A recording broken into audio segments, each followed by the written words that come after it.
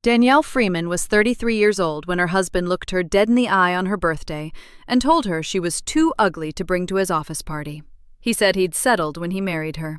He grabbed his keys and walked out to a work thing, leaving her standing in the kitchen she'd decorated, in the marriage she'd spent 8 years holding together. Reggie didn't know she'd stopped crying by the time his car left the driveway. He didn't know she'd remember every word. That night, alone in their bedroom, Danny opened his laptop, still logged in, still careless, still certain she'd never look. What she found wasn't just a woman's name, it was a plan. His plan, to leave her with nothing and disappear with someone who actually looked like she belonged. Reggie thought the conversation was over. He had no idea it had just begun. Before we dive in, comment where you're watching from today, and if stories like this speak to you, hit subscribe, because tomorrow's story is even more intense. The coffee maker hissed and sputtered like it always did at 6:47 a.m. Danny Freeman didn't need an alarm. She was already up, already dressed, already standing at the kitchen counter with her design sketchbook open beside her mug. The morning light came in soft through the window above the sink, falling across the fabric swatches she'd pinned to a small corkboard she kept on the counter. Burnt sienna, dusty rose, a deep slate blue she'd been trying to name for 3 days. She finally settled on quarry. She wrote it in the margin of her sketchbook in her small, careful handwriting, then circled it twice. This was how she worked, quietly, precisely, before the house woke up, before the day had a chance to take something from her.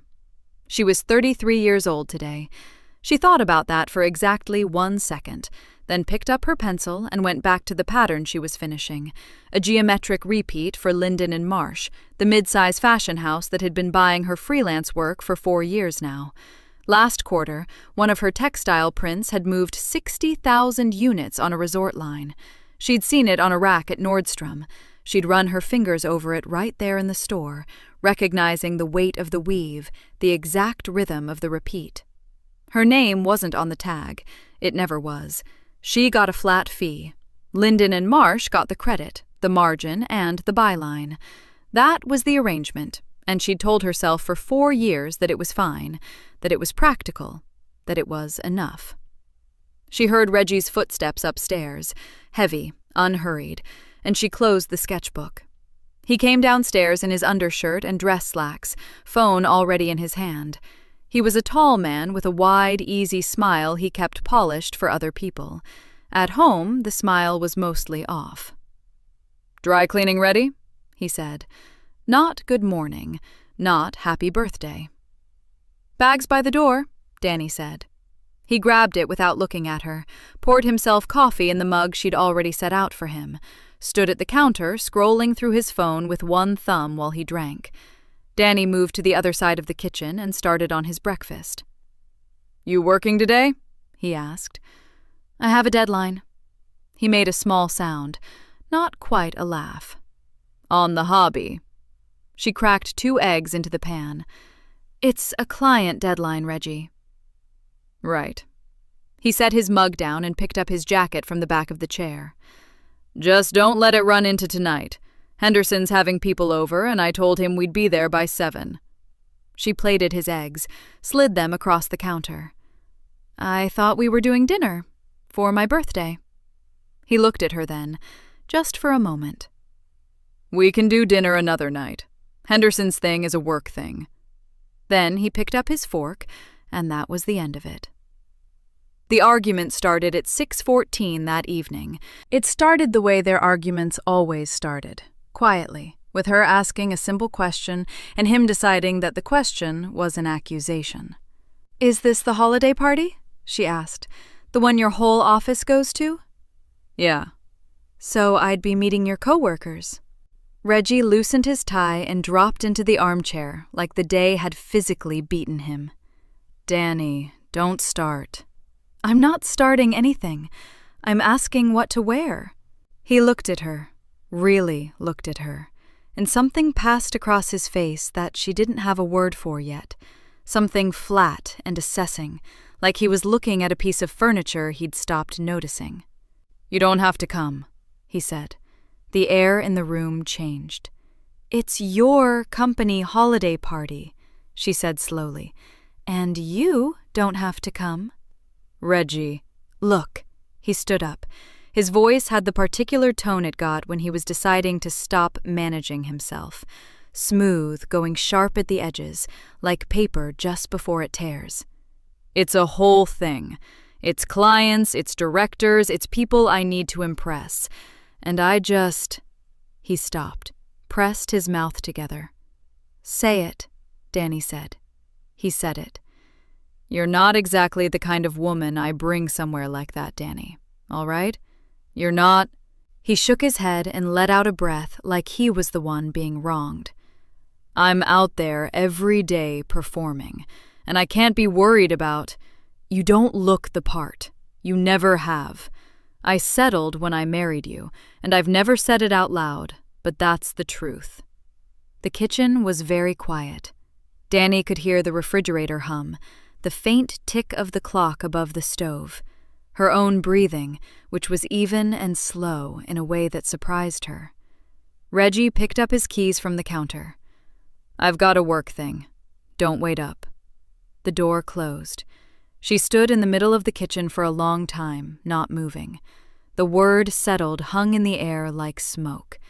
She thought about every small thing, the dry cleaning by the door, the eggs she'd plated, the birthday he hadn't mentioned once all day.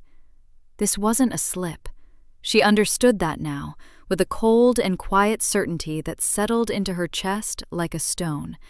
This was just the first time he'd said it out loud. His text came in at 10:23 p.m. "Staying at Davis's place tonight. Had too many drinks. Talk tomorrow. No sorry, no happy birthday." Not even a period at the end. Danny read it once, set her phone face down on the nightstand, and stared at the ceiling. The bedroom was dark except for the small lamp on her side of the bed. Reggie's side was smooth, undisturbed. She'd stopped turning it down for him months ago without realizing it. "I settled when I married you." She rolled onto her side and closed her eyes. "You don't look the part. You never have." She opened them again. Sleep wasn't coming. She knew that the way you know a storm is coming, not because you see it yet, but because the air feels different. Still and heavy and wrong. She sat up. The laptop was on the desk in the corner of the room. Reggie's. He kept it on the shared home network, logged into everything, because he'd never thought she'd look. Why would she? She was just there for the mortgage. She didn't let herself think too long about what she was doing. She just did it. She crossed the room, sat down in the desk chair, and opened the laptop. His email loaded automatically. She sat very still for a moment, looking at the inbox. The little light from the screen lit her face in the dark room. Then she typed a name into the search bar. Tasha, 47 results. The first message was from 8 months ago. She read it. Then the next. Then she stopped reading them in order and just scrolled, scanning subject lines, catching phrases, building the shape of it the same way she built a pattern, piece by piece until the repeat revealed itself. By the time she reached the most recent thread, she had the whole picture. Tasha Reyes, co-worker, 29, based on what Danny could piece together from the messages. There were compliments about her laugh, her energy, a message from Reggie that said, "You actually make me feel like myself. You don't know what it's like to come home to someone who just exists in your space." Danny's jaw tightened. She kept scrolling. Then she found it. An email from 6 weeks ago, Reggie to Tasha, sent at 11:48 p.m. on a Tuesday. The subject line was blank. "She's not going anywhere on her own. She doesn't have the guts. Right now she's just there for the mortgage. Once I find a place and get my money right, I'm done. I want to be next to someone who actually looks like she belongs there. You know what I mean. You understand that." Danny read it twice, not because she didn't understand it the first time, but because she wanted to be sure she felt exactly what she felt, which was not hurt, not shock, not the kind of crying that makes your whole chest shake. What she felt was cold. clear, like the moment you finally understand a pattern you've been staring at for too long. She opened a new browser tab.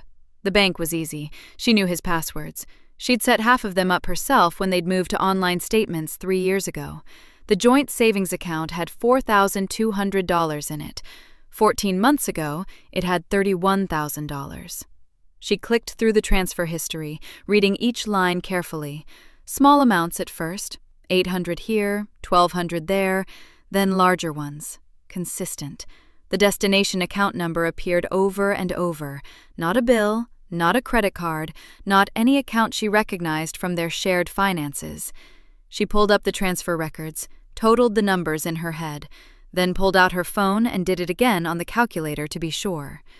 $26,800. Gone. She took screenshots of everything, the emails, the transfer history, the balance. She sent them to herself from his laptop, then deleted the sent message. She saved copies to her phone and then, after a moment of thought, emailed them to herself a second time from her own account, so they existed in 2 places. She closed every tab. She closed the laptop. She sat in the chair in the dark and folded her hands in her lap and looked at nothing. She didn't cry. She didn't open his text backup to respond. She didn't reach for her phone to call him names or send him what she'd found. Every furious version of that played out in her head, and she let it pass through like weather, watching it go. Not yet. She sat there until the room started to go gray with early light, until she heard the first bird outside, until the clock on the nightstand read 6:02 a.m. Then she picked up her phone and called Simone. It rang twice. "Danny?" Simone's voice was thick with sleep, but sharpened fast. "What's wrong?" "I need you to meet me for breakfast." Danny's voice was calm, flat and even and fully in control. "Somewhere that's not here." A pause. "Where?" "Anywhere," Danny said. "Somewhere I won't scream." The diner was called Lula's. It sat on the corner of Peachtree and a side street Danny could never remember the name of, wedged between a nail salon and a parking deck. It smelled like coffee and butter and warm syrup. The booths were the old kind, red vinyl, cracked at the corners, soft from years of use. Simone was already there when Danny walked in. She stood up the second she saw her. No words, just pulled Danny into a hug that lasted long enough to matter, then held her by both shoulders and looked at her face the way a person looks when they're checking for damage. "Sit down," Simone said. They sat. Simone had ordered coffee for both of them. Danny wrapped both hands around the mug and stared into it for a moment before she spoke. She told her everything.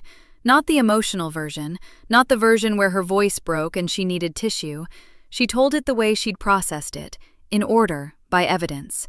The text at 10:23, the laptop, the name in the search bar, 47 results. The email sent at 11:48 on a Tuesday with no subject line, just there for the mortgage, the transfer history, the number she'd calculated twice because she needed to be sure, $26,800. Simone didn't say anything the whole time.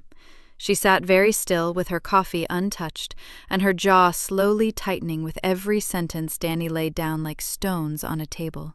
When Danny finished, the diner buzzed quietly around them, silverware clinking somewhere, a cook calling an order number from the back, the world going about its business like nothing had happened. "He said you were too ugly to bring to a work party," Simone said. "Yes." "And then he went to this woman's." "I don't know where he went." Danny's voice was level. "I know he didn't go to Davis's." Simone pressed her lips together, looked away at the window, at the gray Atlanta morning outside. Looked back. "Danny." Her voice came out low and careful, like she was measuring it. "How long has it been like this?"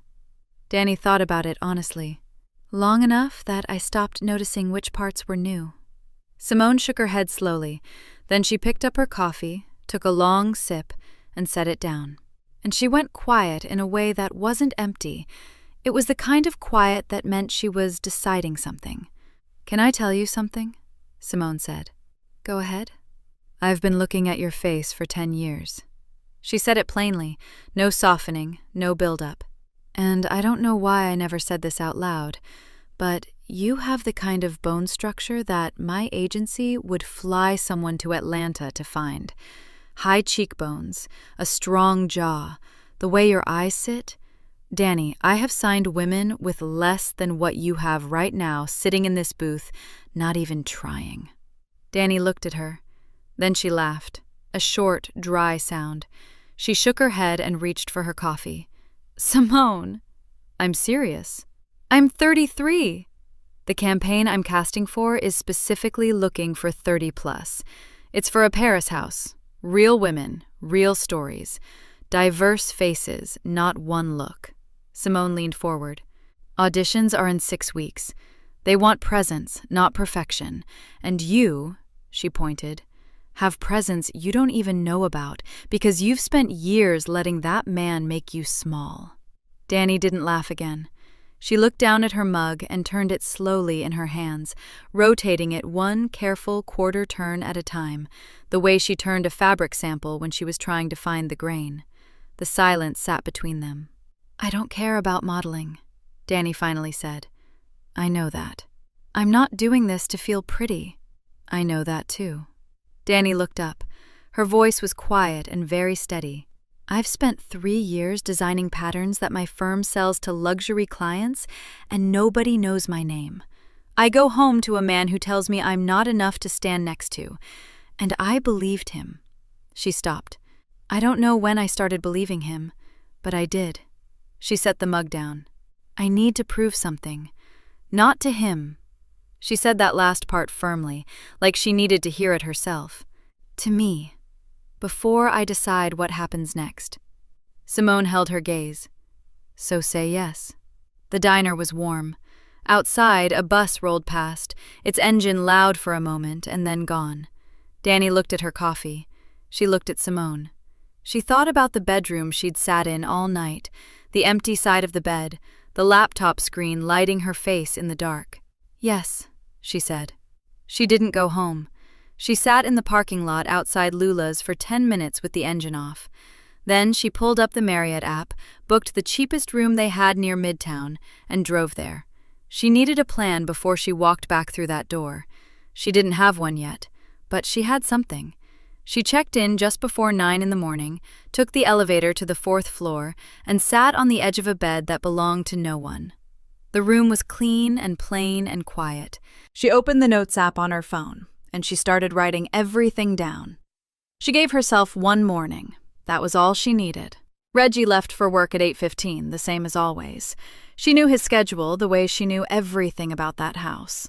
The sounds it made, the light it let in, the particular silence it held when he was gone. She'd built her life around the rhythms of his without ever being asked to.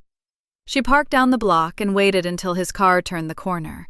Then she drove up, unlocked the front door, and walked inside. She didn't look around the way a person does when they're feeling sentimental. She moved. One suitcase. The things that were actually hers. Her design sketchbooks, her good shears, the small framed photo of her mother that had sat on her side of the dresser for 3 years. Her laptop, her backup hard drive, the folder of freelance contracts she kept in the bottom drawer of the desk Reggie called the craft table, in the dismissive way he said everything. She was back in the car in 45 minutes. The moving company handled the rest 2 days later, while Reggie was at a conference in Charlotte. She'd already texted him that she needed space to think. He'd replied with a thumbs-up emoji. She almost laughed. The new apartment was on the east side, 3rd floor. Small, clean, with big windows that let in more light than she'd expected. The walls were white and bare, and for the first few days, she left them that way on purpose. She wasn't ready to settle in. She was just ready to not be there.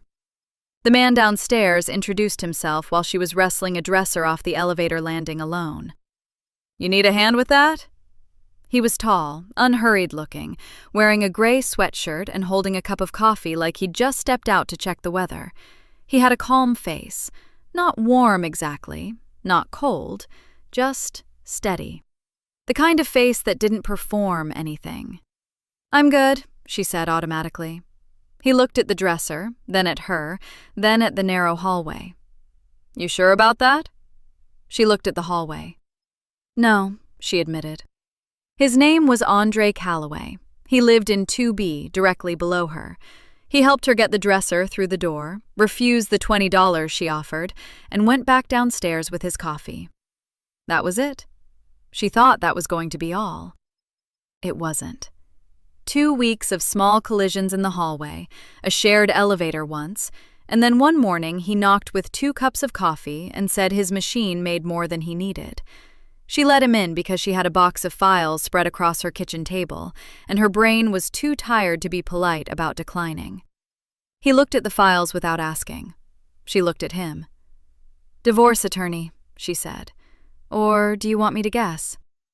He picked up the nearest folder, glanced at it, and set it back down. "Andre Calloway, divorce attorney."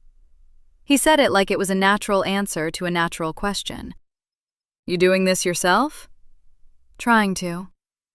He sat down across from her and looked at the spread of papers.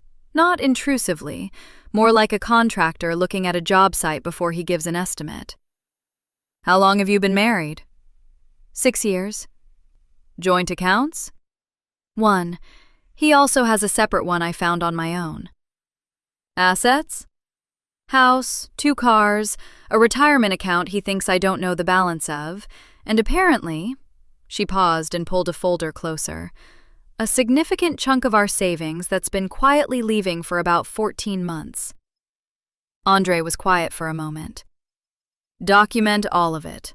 Every account number, every statement, every transfer you can pull a date on. Don't file anything yet, just build the picture first." He took a sip of his coffee.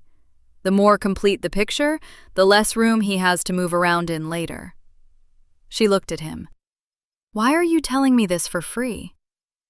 "Because it's not complicated advice," he said simply. "And it seems like you've been doing the hard part already." She had been. She kept building the picture. It took her another week of evenings at the kitchen table, cross-referencing account numbers against the screenshots she'd taken and the statements she'd requested from the bank. Her textile designer's eye, trained to find pattern, repeat, structure, the logic of how something was made, served her exactly the way Andre said it would. That was when she found the wire transfers. 11 of them. Regular intervals, starting 14 months ago, routed from Reggie's hidden account to a mortgage servicing company in Marietta. The account holder's name on the memo line wasn't Reggie's. It was Priscilla Freeman. Danny sat back in her chair. She thought about the last time she'd seen Pris. A Sunday dinner 3 months ago. Pris's kitchen, the smell of pot roast, the older woman reaching across the table to pat her hand with that practiced, sorrowful look she wore like jewelry. "Baby, men get restless. You have to try harder to keep your man." She'd said it to Danny's face. 14 months of wire transfers in her pocket. Danny sat with that for a long moment. Then she closed the folder, opened her laptop, and found the number for Andre's attorney she'd been putting off. She filed the petition that Thursday. A process server delivered it to Reggie's office at 2:14 in the afternoon. She knew because her phone buzzed at 2:31 with 6 missed calls from a number she didn't answer. She was already pulling up her packing list for Paris. The casting room was on the 4th floor of a building near the Marais district, up a narrow staircase that smelled like old wood and cold air. Danny found it 20 minutes late because she'd taken the wrong metro exit and spent 10 minutes standing on a cobblestone street with her phone held up, trying to get a signal. She walked in, still slightly out of breath. The room was long and bright, with white walls and folding chairs lined up along both sides. There were maybe 30 women waiting. Most of them looked like they hadn't graduated high school yet. Long limbs, bored expressions, the practiced stillness of people who did this every week. They glanced at Danny when she walked in, the way you glance at something that doesn't quite fit. She signed in at the front table and found the last empty chair against the wall. Her stomach felt like a fist. She told herself to breathe. She told herself she was here because someone with a professional eye had looked at her face across a diner table and seen something real. She told herself a lot of things in those 40 minutes of waiting. When they called her name, She stood up. She walked to the mark on the floor. The casting director, a small French woman with short silver hair and reading glasses pushed up on her forehead, looked up from her clipboard and studied Danny's face for a long, flat moment. "Turn," she said. Danny turned. "Again." She turned again.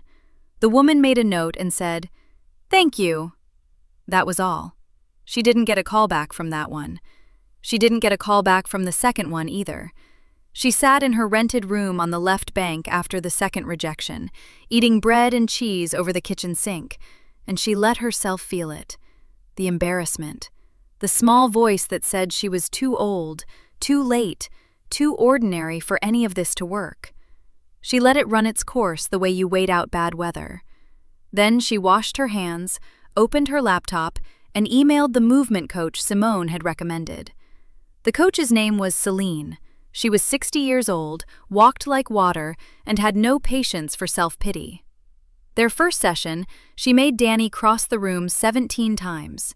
"You are apologizing," Celine said, watching her. "With your shoulders, with your eyes. Stop apologizing for taking up space." Danny crossed the room again. It took 3 weeks before Celine nodded instead of sighing. The transformation wasn't a moment.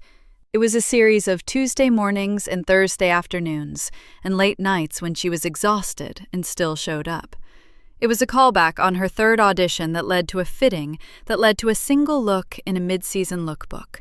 Her face in one photo on page 14, easy to miss, but there. It was Simone calling from Atlanta and saying, "They noticed." It was, strangely, her sketchbook. She'd brought it to a fitting one afternoon, killing time between looks by working on a textile concept she couldn't get out of her head. A geometric repeat pattern based on traditional kente weaving, updated with modern color blocking. The house's head of fabric sourcing had walked by, stopped, and asked to see it. That conversation lasted 45 minutes and ended with Danny being brought into a meeting she hadn't been scheduled for. Within 6 weeks, she was consulting on textiles for the house's upcoming resort collection, while modeling for their digital lookbook. She wasn't the highest-paid person in either room, but she was the only person in both. Simone flew to Paris in October, and they signed the agency contract over dinner at a small restaurant near the Seine. Simone cried a little. Danny didn't, but she held Simone's hand across the table and didn't let go for a long time. The divorce finalized on a Wednesday in November, 14 months after she'd left. She was in a fitting when Andre texted, "It's done. Settlement exactly as filed. Congratulations, Danny." She read the message, set her phone face down on the stool next to her, and stood still while the seamstress pinned the hem of a rust-colored silk coat around her ankles. "Still?" the seamstress asked. "Sorry," Danny said. She went still. She didn't think about Reggie. She thought about the wire transfers, the thumbs-up emoji, the Sunday dinner in Pris's kitchen. She thought about a woman who had spent years folding herself smaller and smaller inside a house that never felt like hers. She thought about how much space she took up now, just standing here, and how nobody in this room asked her to be less of it. The casting for the finale look came 8 months later. The show was the house's biggest ready-to-wear presentation in a decade.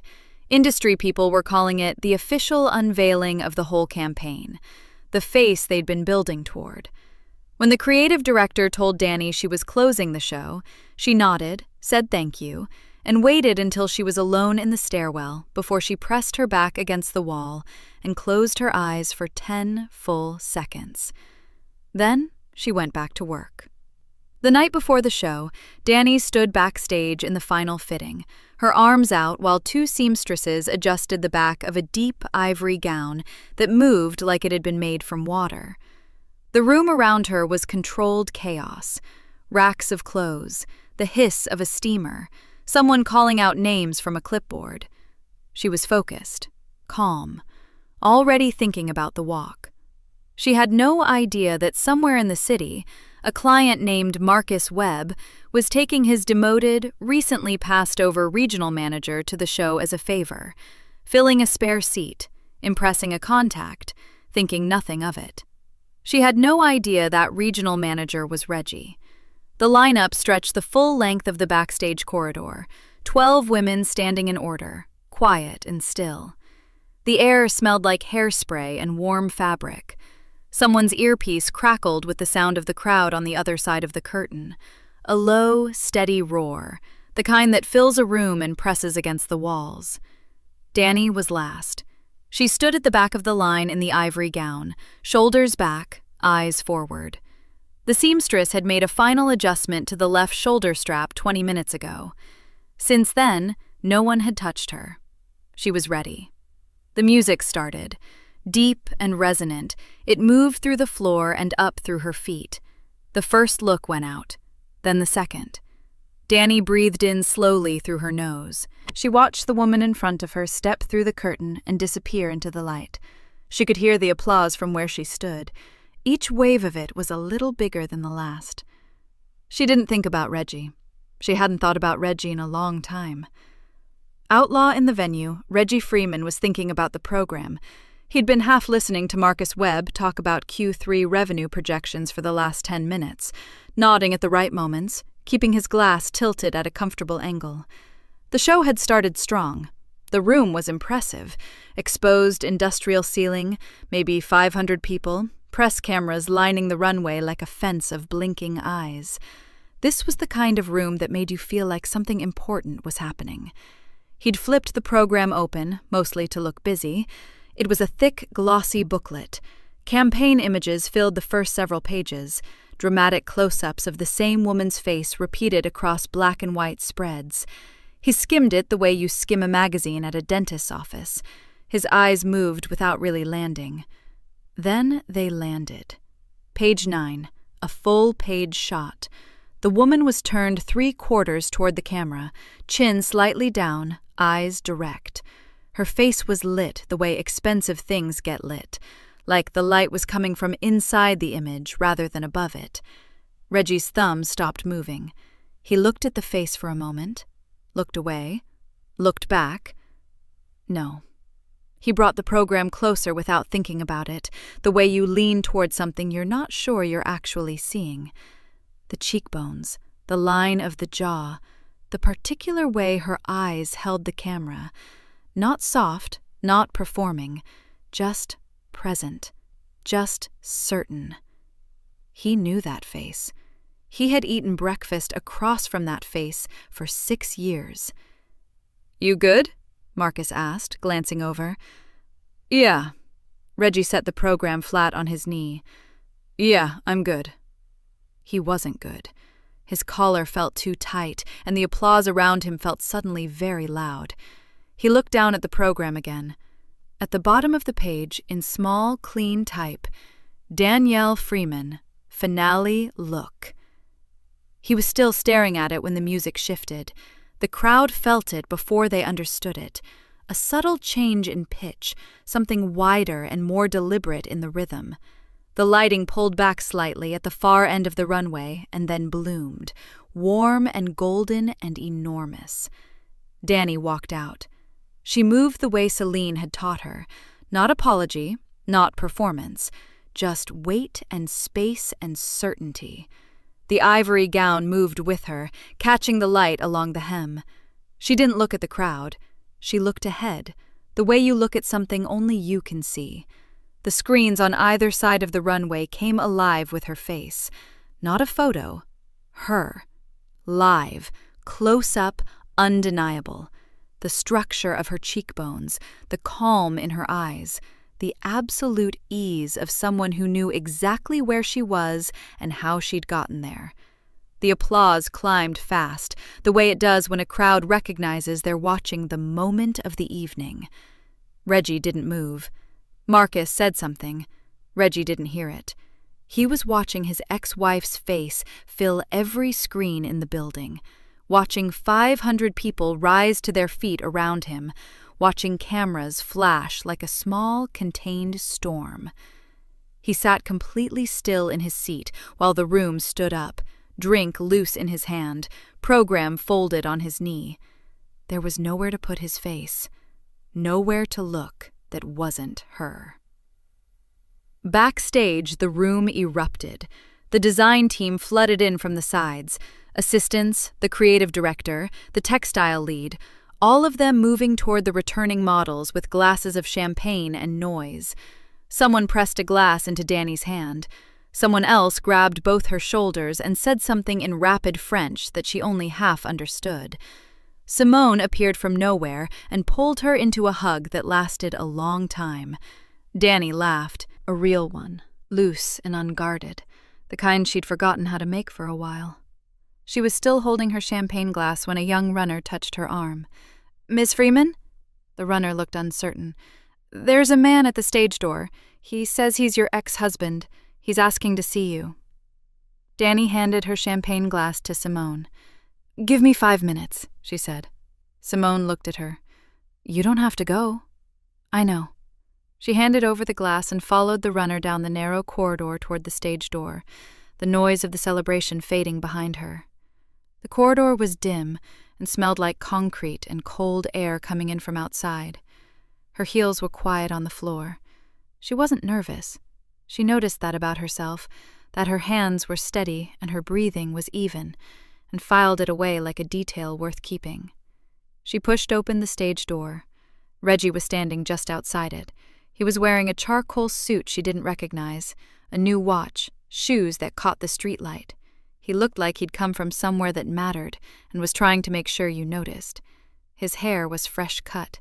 He was holding his phone at his side like a prop he'd forgotten to put away.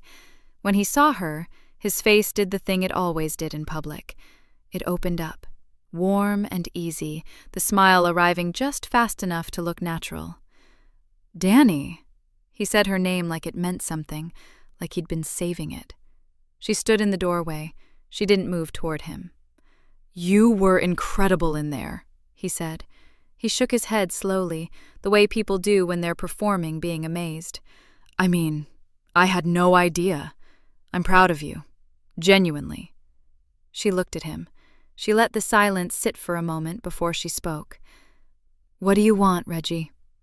He laughed, a small, self-deprecating sound that she recognized as his reset button, the laugh he used when a conversation wasn't going where he needed it to go.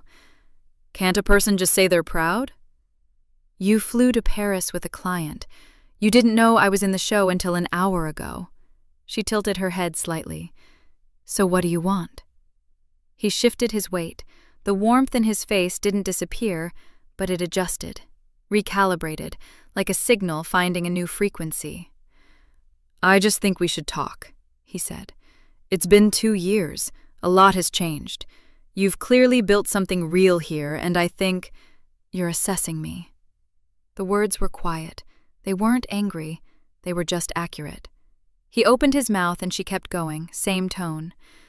"You saw my face on a screen and you ran the numbers. That's what this is." She looked at him the way she'd looked down the runway, straight ahead, no apology. "I don't have anything for you." "Danny." "Have a good night, Reggie." She stepped back and let the door close between them. She didn't think about it again that night. 3 days later, she was at the fashion house for a textile consultation when Margot, one of the PR team's senior coordinators, pulled her aside near the elevators. Margot was a precise woman who chose her words the way she chose her clothing, nothing wasted. "I want you to know something," Margot said, "because I think you should know before anyone else makes it a problem." She kept her voice low. "We've received emails, 2 of them in the last week. Someone calling themselves a family friend, no name, saying you're volatile, difficult to work with, suggesting you have a history of erratic behavior that could be a liability for the brand." Danny felt something cold move through her, slow and deliberate. "Our IT team traced the account," Margot continued. "It's a personal Gmail. The name on the account registration is R. Freeman." Danny nodded once. She kept her face still. "I wanted you to hear it from me," Margot said. "We are not taking it seriously, but you should know it's happening." She called Simone from her apartment that evening. Simone didn't waste time. "I've been looking into him anyway," she said, "because something wasn't adding up. He told people he was restructured out of his director role at the company. You know, the whole organizational realignment speech. Danny sat on the edge of her bed. Outside the window, Paris was doing what it always did at this hour, glowing quietly, indifferent and beautiful. He wasn't restructured, Simone said. He was fired. I got it from 2 separate people who worked there. Expense fraud. He'd been running personal charges through a company account for over a year. Danny was quiet. The same account, Simone added. The one he was using to move money out of your joint savings. He was running both schemes at the same time, Danny. The company found out first. Danny looked down at her phone, at the thread of messages Simone had sent along with the call. Screenshots, names, dates, a forwarded email chain that laid the whole thing out in clean, documentary language. She read through it slowly. Then she set the phone down on the bed beside her and sat with it for a moment. He had called her unstable. He had emailed strangers to quietly dismantle what she had built, even now, even from 3,000 miles away, because she had stopped being useful and started being visible. She picked the phone back up. It was time to stop letting him operate where no one could see him. The design consultation was in Midtown Atlanta, on the 14th floor of a glass building that reflected too much sky. Danny sat across from a sourcing director named Carl, who kept referencing her Paris work like it was a rumor he was still deciding whether to believe. She let him talk. She answered his questions. She pointed out 3 structural issues in his spring sample fabrics that he hadn't noticed, and by the end of the meeting, he was leaning forward instead of back. She was in the elevator going down when Andre called. "You have a minute?" "I have 14 floors," she said. He laughed once, quiet and brief. "I'll be fast." Reggie's attorney finally responded to the 3rd notice, still pushing back on the liquid asset transfer, the amount we identified from the hidden account. He's claiming the funds were personal savings he accumulated before the marriage. The elevator doors opened onto the lobby. Danny stepped out and walked toward the glass doors, phone pressed to her ear. "He's had 8 months to pay what the settlement order requires," she said. 8 months and 11 days, Andre said. "I've got everything documented. If he keeps stalling, we take it back to the judge and he's looking at interest and sanctions on top of the original amount. His attorney knows that. I think they're hoping you'll get tired and accept a reduced figure." "I won't." "I know." There was a short pause. She could hear him at his desk, the quiet sound of papers, a chair shifting. "There's something else. One of my contacts at a firm downtown reached out this morning. Apparently Reggie has a new position, mid-level, business development, a company called Crest Group. They do corporate hospitality and event branding, very image-conscious. They're sponsoring an industry gala next month, and they want their people visible." Danny pushed through the lobby doors and stepped out onto the sidewalk. The Atlanta air was warm and heavy, nothing like Paris. Traffic moved steadily on the street below. "His new employer wants him to bring his model ex-wife to the event," she said. It wasn't really a question. "For optics," Andre said. "They don't know about the sabotage emails. They don't know about the fraud termination. As far as they're concerned, they have a business development guy with a glamorous ex-wife who just closed a Paris runway show, and that's good for their brand image at this gala." He paused again. "He's been working the angle." She stood still on the sidewalk. A woman brushed past her with a stroller. A cab slowed, saw she wasn't hailing it, kept moving. "Tasha helped him," she said. "Yeah." Andre's voice was measured. He wasn't surprised she'd already connected it. "Same contact confirmed it. She's working alongside him at Crest Group now. Apparently she moved over when his old company pushed him out. Followed him into the new role. My contact said she helped him think through the pitch, rehearsed it with him, how to frame the invitation so it sounded like an olive branch instead of what it actually is." Danny thought about that. She thought about Tasha sitting across from Reggie, both of them running the math on how to make Danny useful again, the same way they'd always done it. The same calculation, different city, different audience. "Send me the gala details," she said. Andre paused. "You're thinking about going?" "I'm going," she said, "but not the way he wants me to." A beat of silence, then, "Okay." His voice shifted slightly. Not surprised, just recalibrated, moving into a different gear. Tell me what you need. I need the sabotage emails documented formally, time-stamped, with the account registration and IP trace Margot gave me. I need the fraud termination, whatever your contacts can pull that's verifiable. And I need the full settlement record. Every notice we've sent, every non-response, the current amount owed with interest calculated through the date of the gala. I can have all of that prepared and notarized within the week. Good. Danny. He said her name the way he always did. Steady, no performance in it. You understand that once you walk into that room with this documentation, it's done. There's no quiet version after that. I know, she said. I just want to make sure you want it this way. She looked out at the street, at the ordinary motion of an ordinary Atlanta afternoon, cars and people in the flat Georgia sky above all of it. He called me unstable, she said. He emailed strangers to quietly dismantle my career from 3,000 miles away. He's been stalling on a legal settlement for 8 months while using my name to charm his new employer. She kept her voice even. I want it exactly this way. Andre didn't say anything for a moment. Then, I'll have everything ready. They ended the call. She stood on the sidewalk for another moment, then she pulled up the gala's event page on her phone. She found the organizer's direct contact listed at the bottom. She typed out a short, clean email confirming her attendance, signed her name, and hit send before she reached her car. She spent the following days in Andre's office, or at her kitchen table surrounded by printed records, building the documentation into something precise and complete. Each page was dated. Each figure was verified. Andre worked methodically beside her, flagging anything that needed a second source, tightening the language. This would be the last conversation she ever had with Reggie. She was going to make sure it counted. The gala was held in a renovated event space in Buckhead. High ceilings, exposed brick painted white, warm lighting that made everything look more expensive than it was. There were maybe 200 people moving through the room. Waitstaff in black carrying trays of champagne, a string quartet in the corner playing something no one was really listening to. Danny arrived alone. She wore a deep burgundy dress, structured at the shoulder, clean at the hem. No excess. She had learned in Paris that the most powerful thing you could put on was something that didn't need to explain itself. She saw Reggie before he saw her. He was near the center of the room with a man she didn't recognize. Late 50s, silver hair, the particular posture of someone who signs off on budgets. His boss, almost certainly.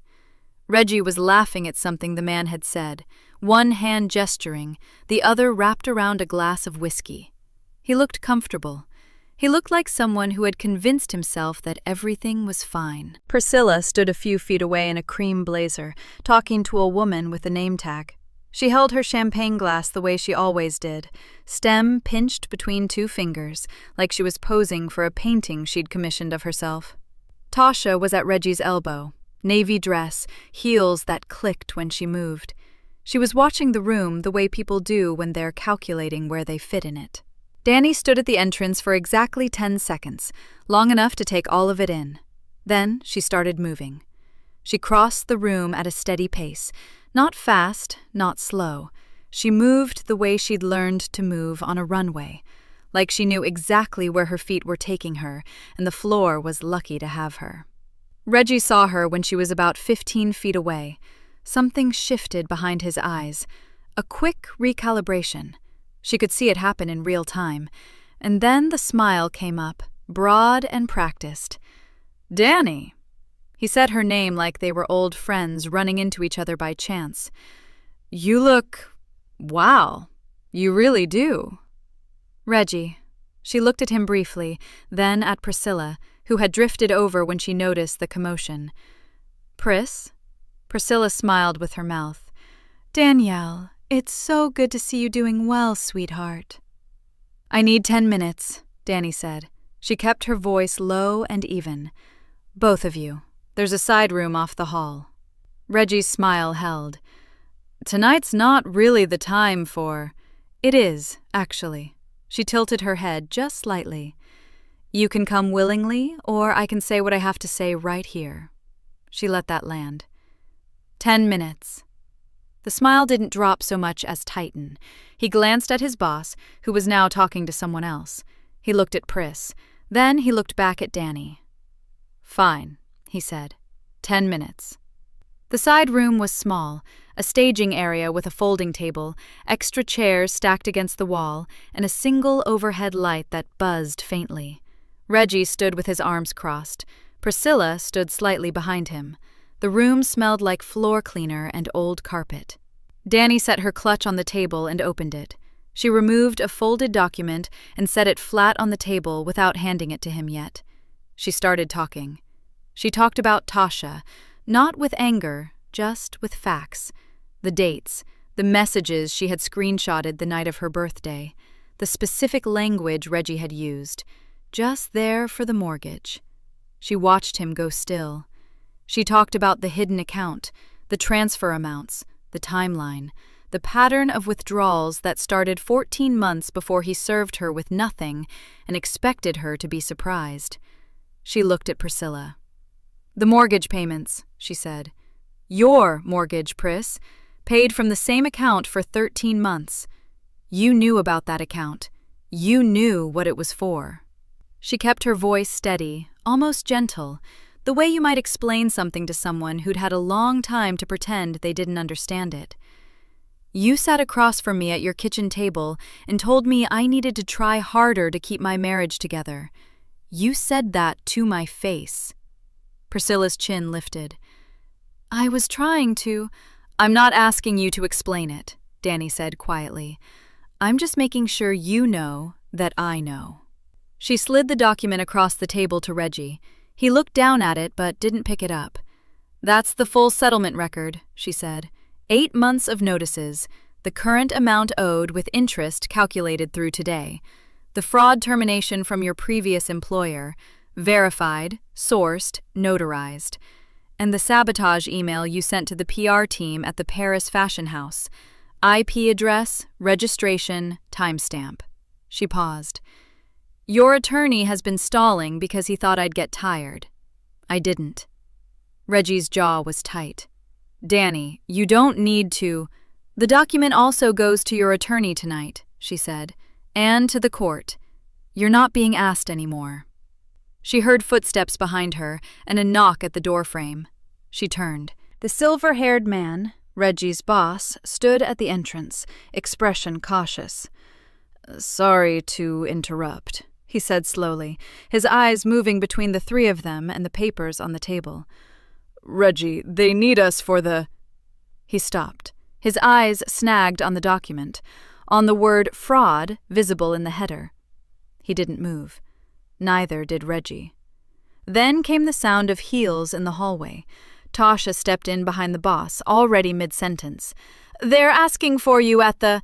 and stopped when she saw the room. Her eyes swept across Reggie's face, Priscilla's, the papers on the table, then Danny. Something passed over Tasha's expression, something quiet and rapid, like a door closing. Danny watched her take it in, the documentation, Reggie's silence, the particular way Reggie was not looking at her. And she watched Tasha understand, in the span of about 3 seconds, what kind of room she had just walked into, what she had helped rehearse, what she had been part of. Tasha's mouth closed. Danny picked up her clutch from the table. She looked at Reggie one last time, not with hatred, not with satisfaction, just steadily, the way you look at something you used to need and no longer do. Then she turned and walked out of the room. She moved back through the main hall, past the string quartet still playing their background music, past the trays of champagne and the people who didn't know what had just happened in that side room. She reached the exit, pushed through the door, stepped out into the warm Atlanta night. She didn't look back. The first consequence landed 3 days after the gala. Reggie's boss, the silver-haired man who had read the word fraud in a side room off a Buckhead event hall, made a phone call on a Monday morning. By Tuesday afternoon, the promotion Reggie had been angling toward for 8 months was quietly removed from the table. No announcement, no meeting. Just an email from HR that said the position had been restructured pending internal review. The same language Reggie himself had used when he told people he hadn't been fired from his last job. Simone heard it through a mutual contact and texted Danny a single line. It landed. Danny read it on her phone at her kitchen counter, drinking coffee. She set the phone down and finished her cup. Tasha's consequence came from a direction she hadn't protected herself against. 3 weeks before the gala, she had forwarded a set of internal client contact files to Reggie's personal email. He'd needed names, the right people to vouch for his reputation if the Paris situation created noise. She had pulled the files from the company's shared drive and sent them across without a second thought, because she was good at solving problems, and Reggie had made her feel like his partner in solving this one. Someone in IT flagged the transfer during a routine audit. It was a small flag, but when HR cross-referenced it against the timeline of Reggie's conflict of interest documentation, now circulating formally, the small flag became something larger. A review was opened. Tasha was placed on administrative leave within the month. Her termination came 11 days after that. She did not call Reggie when it happened. She texted him 2 words. "You're done." He didn't respond. Priscilla's fracture was quieter than the others. It didn't come from a document or a phone call. It came from her younger sister, Lorraine, at a Sunday family dinner in early November. Lorraine had heard things. She had put them together slowly, the way careful people do, and she had waited for the right moment to say them out loud. She chose the moment after dessert, when the table was still full and the plates hadn't been cleared yet. She didn't shout. She just asked Priscilla, in a voice everyone at the table could hear, whether it was true that she had known about the hidden account. Whether it was true she had taken money from it while telling her daughter-in-law to pray harder and try harder and hold her marriage together. Priscilla set her fork down. She said it wasn't that simple. Lorraine said she thought it was exactly that simple. No one at the table disagreed with Lorraine. Priscilla drove home alone that night. The cream blazer she'd worn to the gala was still hanging on the back of the bedroom door, and she stood in front of it for a long time before she finally took it down. December, Reggie was alone in the truest sense of the word. Tasha was gone, not heartbroken, just finished, the way someone leaves a job that costs them more than it paid. His mother wasn't calling the way she used to. The promotion was off the table. The settlement Danny's attorney had filed was now being enforced by the court, pulling from his accounts in monthly increments that left his budget tight and his options limited. He moved into a smaller apartment on the north side of the city. 2 bedrooms he didn't need, furniture that didn't quite fit the space. He told himself it was temporary. 1 year later, Danny stood backstage at a venue in Paris. The room behind the curtain was warm and loud, the way it always was before a show. Assistants moving fast, garment bags being unzipped, the particular smell of hairspray and pressed fabric that Danny had come to know as the smell of work she was proud of. Her capsule line, textile forward, structure first, built on the same instinct for pattern that had made her invisible for years before it made her undeniable, hung on the rack beside her, every piece exactly what she had intended it to be. Simone was 3 feet away, talking to a buyer and laughing at something he'd said, one hand already reaching for Danny's arm to pull her in.